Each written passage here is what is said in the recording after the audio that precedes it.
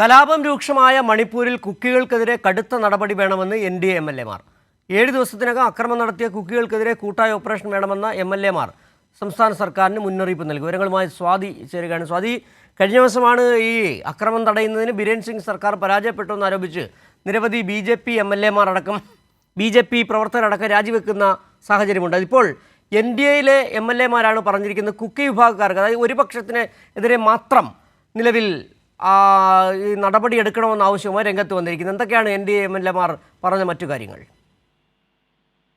സിജു സൂചിപ്പിച്ച പോലെ തന്നെ ഏറ്റവും ഏകപക്ഷീയമായ ഒരു തീരുമാനത്തിലേക്കാണ് സംസ്ഥാന സർക്കാർ പോകുന്നത് എന്ന് പറയേണ്ടി വരും. ഈ വംശീയ കലാപം 1.5 വർഷമായി രൂക്ഷമായിട്ടും ഇപ്പോൾ അക്രമത്തിന് പിന്നിലുള്ളത് കുക്കി വിഭാഗക്കാരാണ് എന്നത് അടക്കം ചൂണ്ടിക്കാണിച്ചുകൊണ്ടാണ് അവർക്കെതിരെ അക്രമത്തിന് ആഹ്വാനം ചെയ്തുകൊണ്ട് NDA MLA മാർ ഇപ്പോൾ ഒരു പ്രമേയം പാസ്സാക്കിയിട്ടുള്ളത്.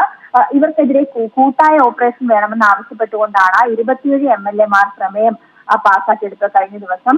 എന്തായാലും കുക്കികളെ അതോടൊപ്പം തന്നെ കുക്കികളെ നിയമവിരുദ്ധ സംഘടനയായി പ്രഖ്യാപിക്കണമെന്ന ആവശ്യം കൂടി MLA മാർ ഉന്നയിച്ചിട്ടുണ്ട്.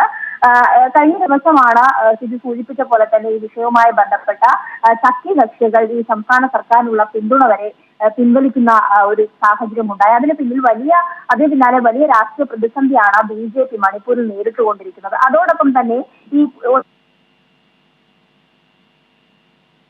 ശരി, സ്വാതിയാണ് ദില്ലിയിൽ നിന്ന് വിവരങ്ങൾ നൽകിയത്. കുക്കി വിഭാഗക്കാർക്കെതിരെ നടപടി വേണമെന്നാവശ്യപ്പെട്ട് NDA MLA മാർ.